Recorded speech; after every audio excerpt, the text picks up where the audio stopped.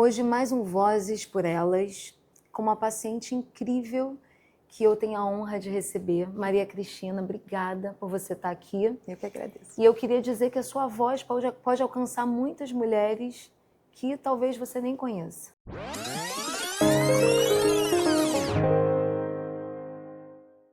Me conta uma coisa, eu queria que você falasse como foi sua trajetória, né? Você de cara já recebeu um diagnóstico de doença metastática, e aí eu queria entender como que foi passar por tudo isso, como que você se sentiu?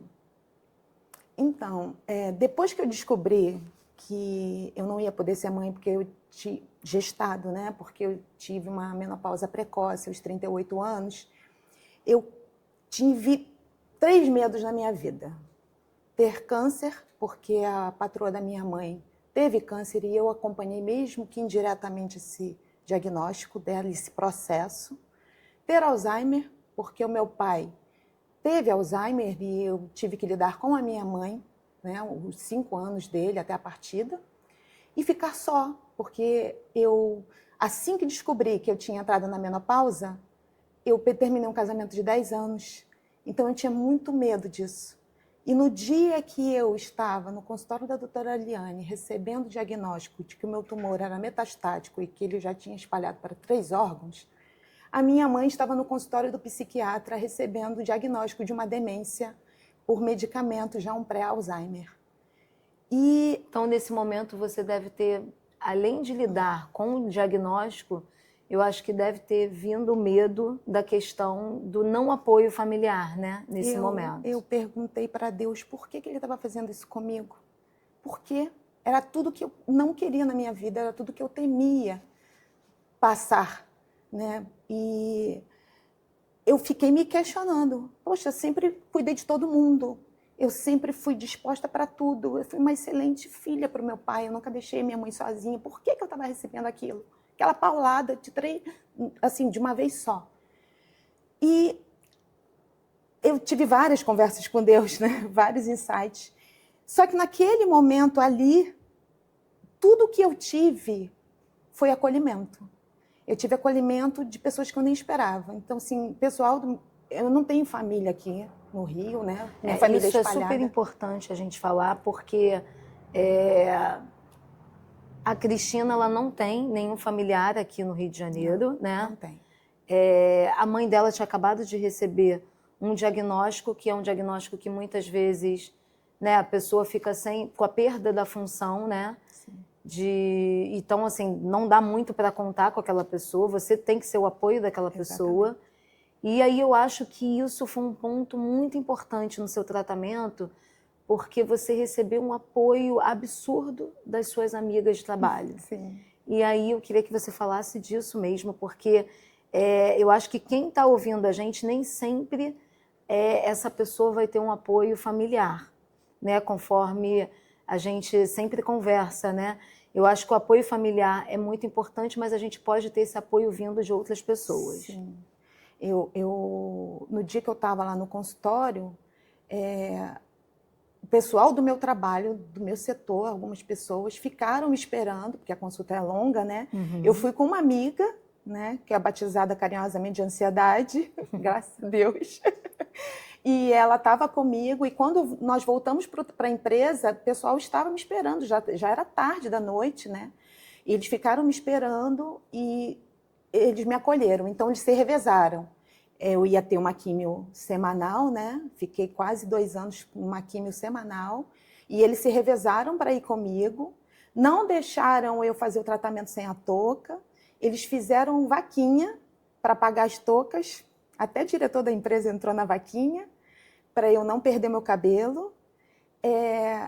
Eu fui percebendo com o tempo que tudo Deus foi colocando encaixado na minha vida. Então, todo aquele meu temor, Deus não dá a doença, mas Ele pode permitir. Então, hoje eu vejo assim, Ele permitiu que eu tivesse uma doença tão pesada e de uma forma tão forte na minha vida, porque eu precisava acordar.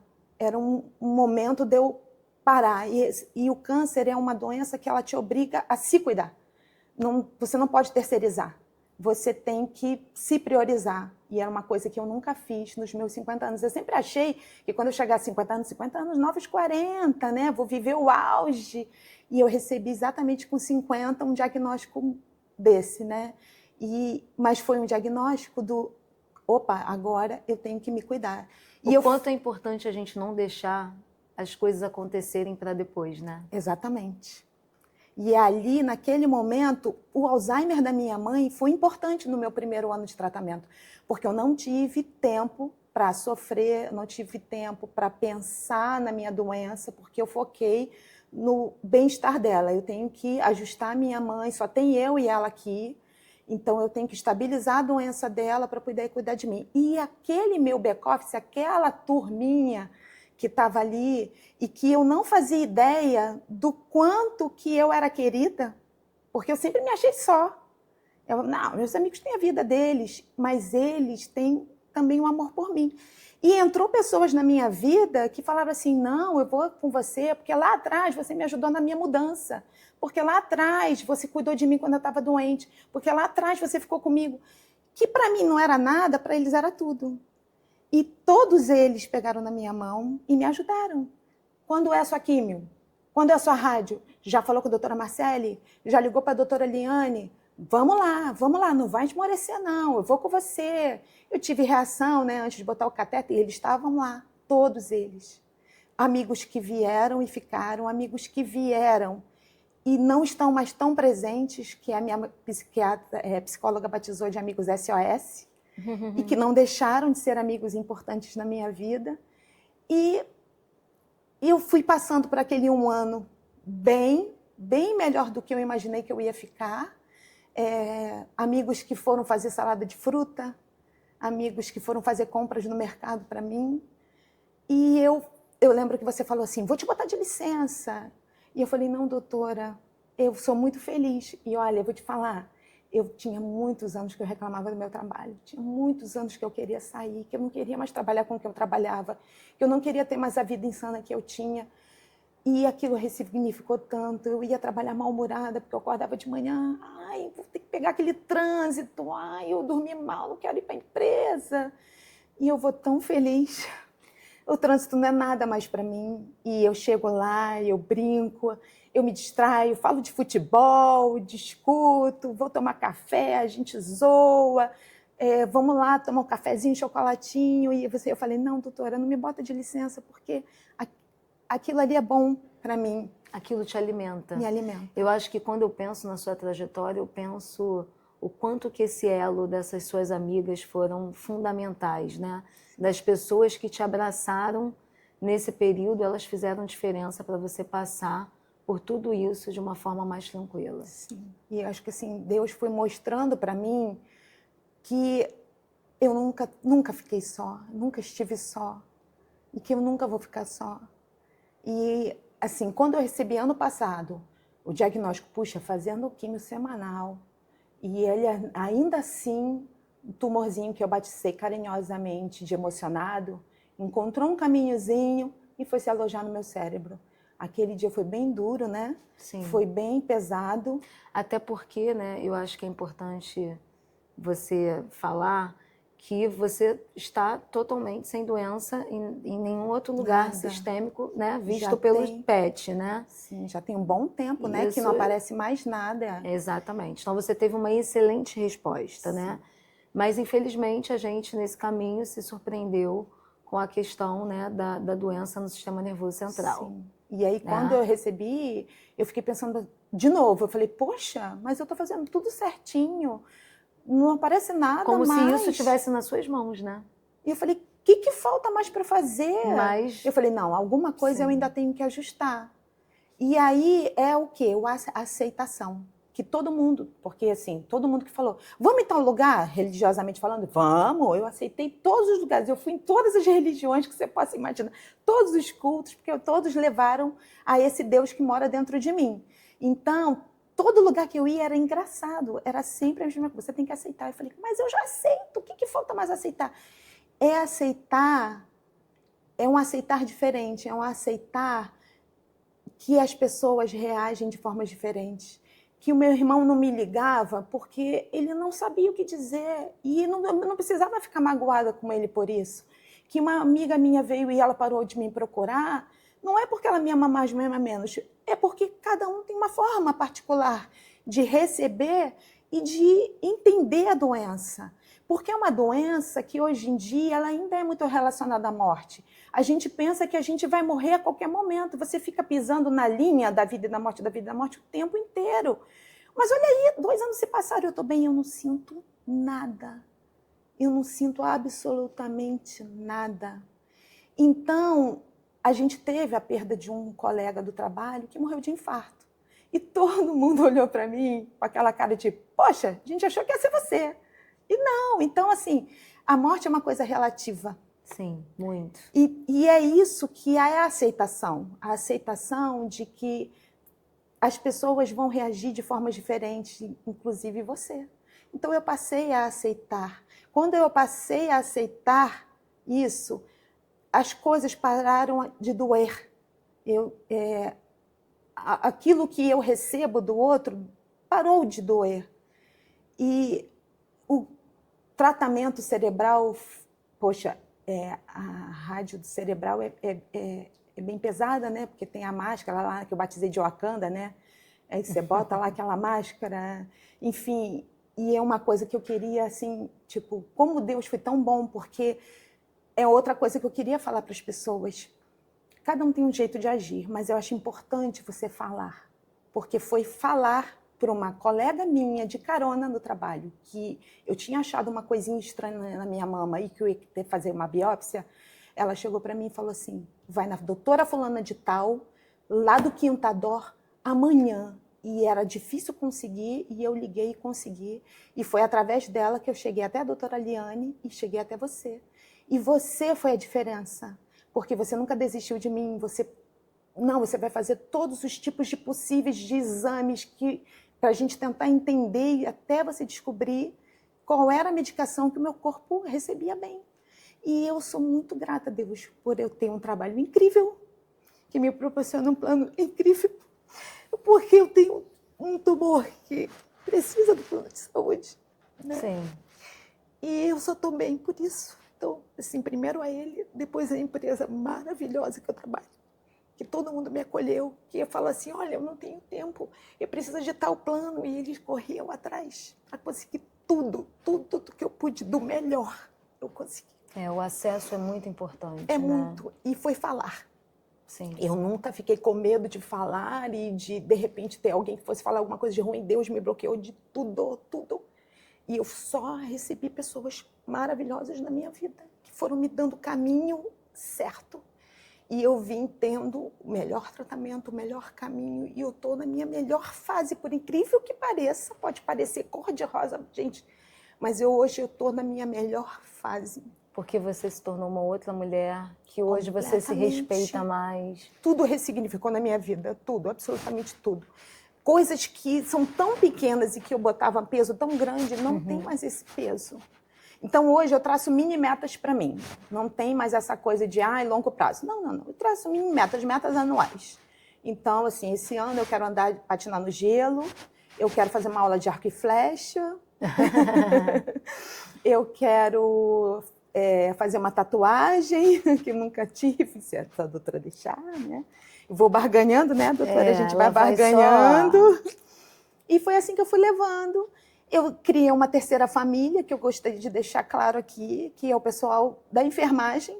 Ah, sim. Porque como eu ia toda semana, todo mundo entrava, todo mundo saía e eu continuava. E eles que estão ali naquele dia a dia com o paciente. Isso então, é muito importante mesmo. Eu continuei toda semana, comemorando Natal, Ano Novo, Páscoa, tudo ali. E hoje eu batizo eles, vocês são a minha terceira família. E toda vez que tem um aniversário, eu chego lá com bolo, presente. Para comemorar com a sua família. Eles me abraçam, me chamam para corridas, me chamam para tomar um suco. E eu amo, porque eu falo para eles, crio até polêmica lá no meu trabalho, porque eu falo para eles que ali é o meu spa, porque é o único momento que eu sou 100% cuidada, porque chega ali, quer uma água, quer um suco, quer um café, você está bem, está tudo bem, como é que você está? Vem todo mundo falar comigo. E eu sou feliz, mesmo com essas reveses, né, da cabeça. Tipo, agora eu vou fazer a terceira rádio, né, porque tem umzinho lá que continua insistindo. Mas eu penso assim, ainda tem coisas para ajustar, né? E mesmo com esse terceiro fase da minha vida, eu tô indo bem e meu cérebro tá ótimo, eu tô super raciocinando super bem. E vamos lá, bola para frente, é isso. Tem algum momento mais difícil que você queira falar, que talvez de toda essa jornada tenha sido o momento mais difícil para você? Por incrível que pareça, o mais difícil tem sido o diagnóstico do cerebral. Esse é o que realmente eu tenho medo. De algum momento me limitar, porque o resto todo não me limitou. Eu não deixei me limitar. Eu não deixei ele ser maior.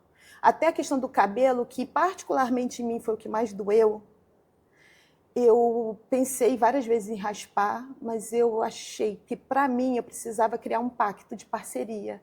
Então, eu criei uma parceria com ele. E todo dia de manhã, eu olho para ele e falo assim, você não desiste de mim, eu não desisto de você, tá bom? Então, eu fui... Por isso que eu não cortei, ele tá assim, meio cebolinha, meio...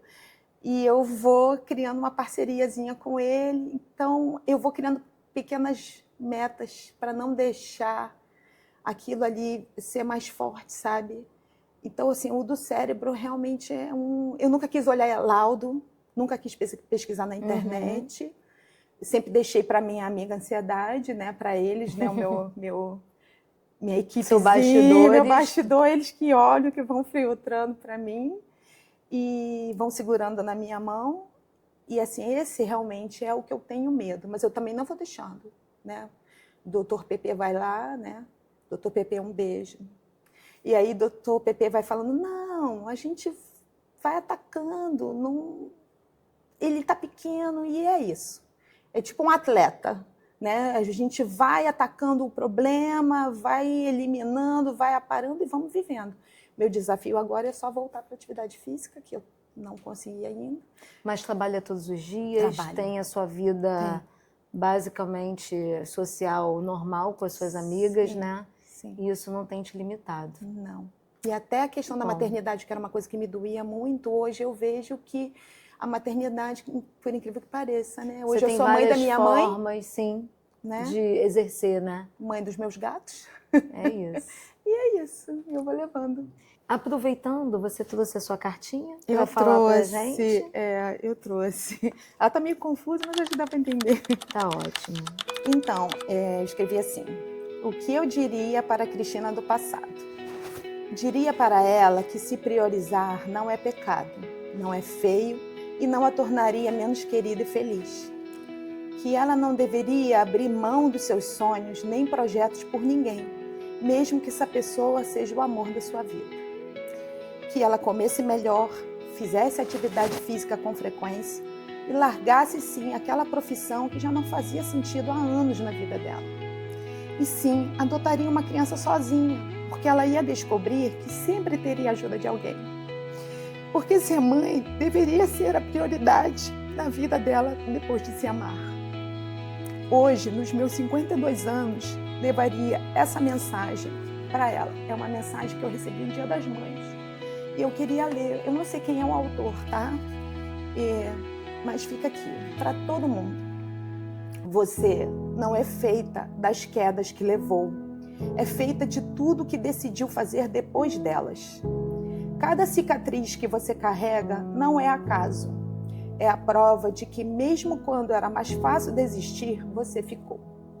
Talvez você ainda não tenha se dado conta, mas você já venceu guerras em silêncio que ninguém viu. Agora é a hora de parar de se tratar como alguém pequeno dentro da própria história, porque sobreviver não é sorte, é insistência. É coragem escolhida dia após dia, mesmo quando ninguém aplaude. E deixa eu te lembrar de algo importante. Nem sempre força tem cara de sorriso. Às vezes, força é só continuar quando tudo dentro de você queira parar. É levantar de novo, é respirar fundo. E e não se abandonar no meio do caos. E se você chegou até aqui, com tudo que já enfrentou, então talvez você já tenha sido mais forte do que sempre acreditou. E é isso. É exatamente isso. Lindo, Maria. Obrigada por você ter vindo, ter contado sua história. Eu acho que é isso, né? Você dá voz aí e você com certeza vai chegar em tantas mulheres. Isso já vai ser uma ajuda tão grande. Mulheres que passam por isso, ouvir sua história de força, ouvir toda essa sua trajetória é muito importante. Muito obrigada, tá? Deixa eu te dar um beijo. Ai, gente, desculpa a voz.